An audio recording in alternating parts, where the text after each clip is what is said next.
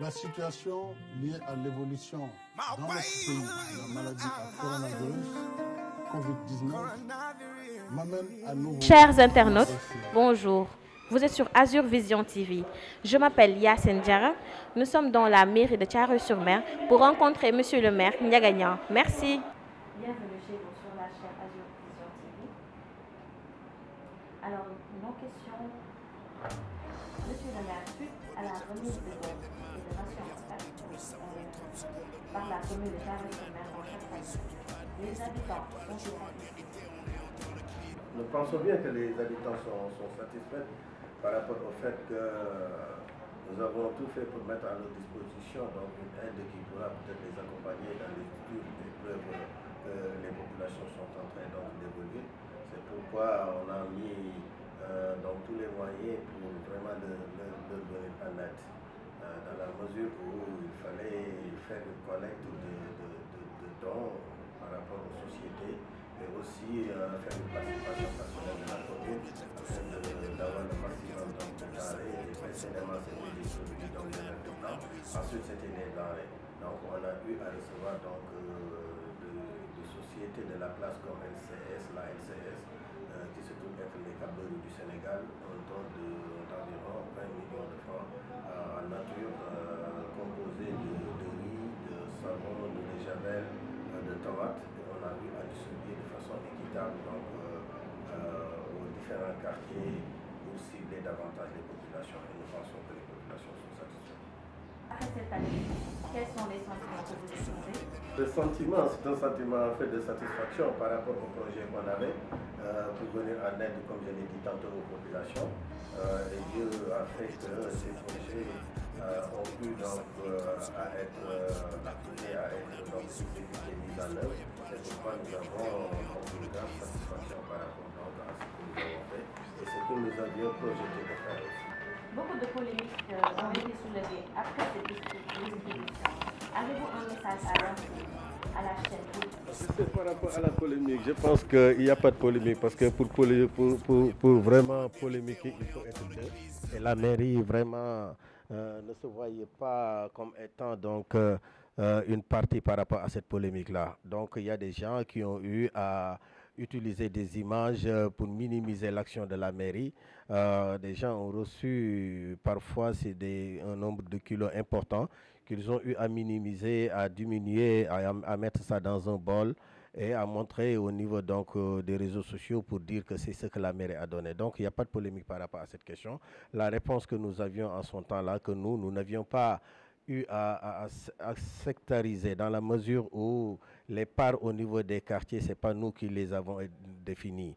Nous, ce que nous avions donné, c'est en fait des sacs de riz, disons des lots, des caisses d'eau de javel, des caisses de savon que nous avons envoyées au niveau des maisons, au niveau des quartiers.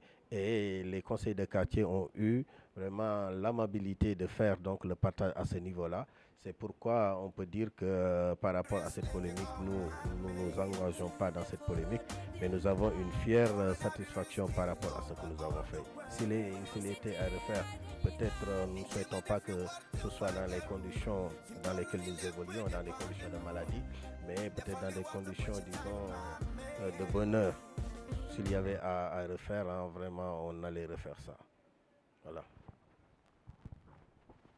Sinon, votre plan de stratégie à adopter sur votre feuille de route, et vous pouvez aussi nous parler si vous avez une caravane de sensibilisation ou de prévention que vous prévoyez de faire.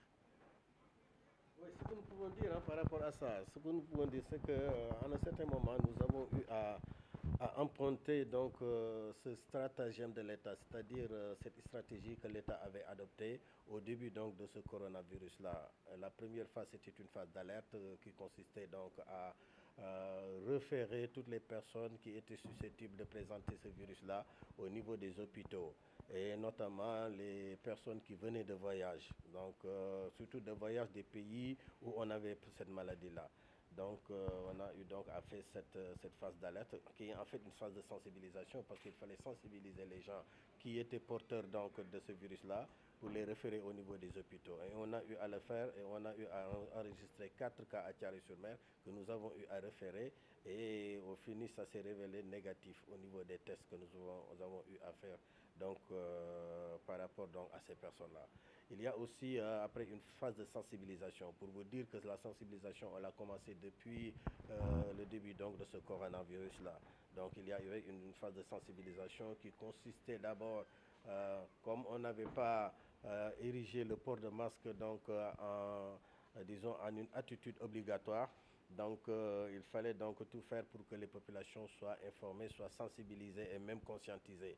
C'est pourquoi on a eu donc à faire des tours plusieurs fois au niveau donc, des communes, au niveau de la commune, au niveau aussi des différents sites où il y a une certaine concentration humaine, le quai de pêche, les marchés.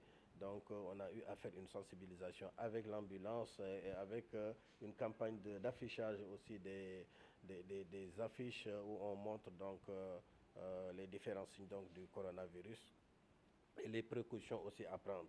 Donc on a eu à le faire, on a pu donc refaire encore une campagne de sensibilisation et ce n'est que hier et aujourd'hui aussi qu'on a continué à faire une campagne de sensibilisation et de distribution de masques.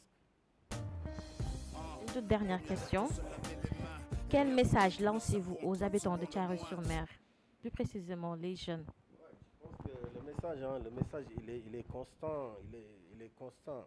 Et c'est un message aussi qui est pluridisciplinaire et j'allais dire donc qui est très diffus, partagé par tout le monde, jusqu'au président de la République. C'est-à-dire que nous ne devons pas baisser les bras et la lutte doit continuer contre le coronavirus afin que nous puissions avoir au bout du compte donc la victoire sur ce coronavirus. Et pour cela, il faut donc observer ce qu'on appelle les mesures barrières qui au début se limitaient donc au lavage des mains, donc à l'interdiction de faire des accolades, mais aussi de faire systématiquement référer donc les gens qui présentaient donc certains signes de coronavirus au niveau des structures sanitaires. Donc ensuite on avait rendu obligatoire le port de masque. Je pense que c'est une mesure de barrière donc importante.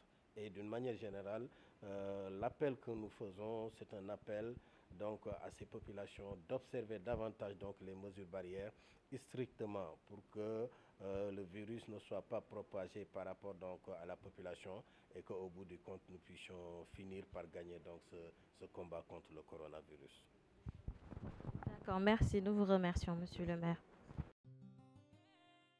La situation liée à l'évolution dans notre pays de la maladie à coronavirus, Covid-19, m'amène à nouveau à m'adresser à vous. Cette maladie apparue en décembre.